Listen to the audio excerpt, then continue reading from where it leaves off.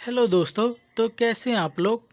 दोस्तों, आज इस वीडियो में हम बात करेंगे त्रेता युग के एक ऐसे पात्र की या रामायण के एक ऐसे पात्र की जो कि अपने माता पिता के प्रति अपनी पूरी लाइफ समर्पण कर चुका था। जी हाँ, श्रवण कुमार अपने माता पिता को अति प्रेम करता था और जो भी वो कहते थे वो करता था। सारा दिन उनकी देखभाल करता था। आज भी अगर कोई माता पिता पर कठिनाई आती है तो श्रवण कुमार की उदाहरण ही दी जाती है। तो हम बात करेंगे पूरी डिटेल में कि उनके साथ क्या हुआ था। जब उनके माता पिता तीर्थ स्थान पर जाने को कह रहे थे तो उन्होंने एक कांवड़ तैयार किया था। उन्होंने अपने नेत्रहीन बुजुर्ग माता पिता को तीर्थ करवाने के लिए कांवड़ तैयार किया। एक पल्ले में माँ को, दूसरे पल्ले में पिता को बिठाया और चारों धामों की यात्रा के लिए निकल पड़े।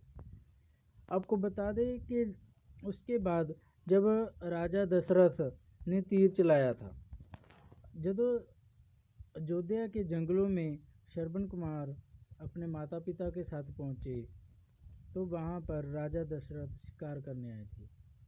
उन्होंने सोचा कि कहीं हिरन है, हिरन के सोचने के उन्होंने तीर चला दिया और वो जाकर सीधा श्रवण के हृदय में लगा, जिससे उनकी डेथ हो गई थी। दशरथ को हो गया अनहोनी का एहसास।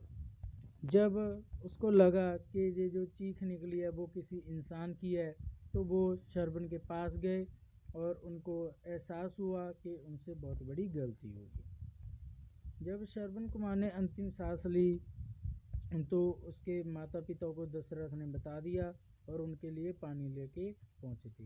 उनके माता पिता समझ गए थे कि ये कदमों की आहट उनके पुत्र की नहीं है। और जब दशरथ ने उनको घटना बताई तो उनके माता पिता फूट फूट कर रोने लगे, विलाप करने लगे और राजा दशरथ को मन ही मन में ग्लानि हो गई और उनसे क्षमा मांगते रहे। तो उसके बाद दशरथ को दिया शाप। श्रवण कुमार के दुखी पिता राजा दशरथ को शाप देते कि जिस तरह मैं पुत्र वियोग में से मर जाऊंगा, राजन तुम भी वैसे ही पुत्र वियोग में पड़ोगे। ये कहकर श्रवण के माता पिता तत्काल अपने शरीर को त्याग दिए। शाप के कारण राम गए थे वनवास। कई वर्षों के बाद जब भगवान राम का राज्याभिषेक होता है तो कैकेयी को ये कतई स्वीकार नहीं था कि उनके पुत्र भरत की बजाय राम अयोध्या को राजा कहलाएं। फिर कैकेयी वचन के रूप में राजा दशरथ से राम के लिए 14 वर्ष का वनवास मांग लेती है। दशरथ की मृत्यु।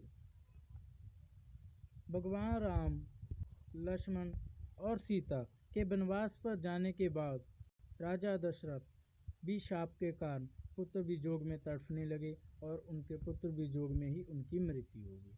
तो इस तरह ये रामायण के दोनों पात्र हैं और श्री राम जी इसी तरह शाप की वजह से, ठीक है, वो गए थे वनवास के लिए और ये थी इनकी पूरी कहानी। तो मिलते हैं अगली वीडियो में। Thank you guys.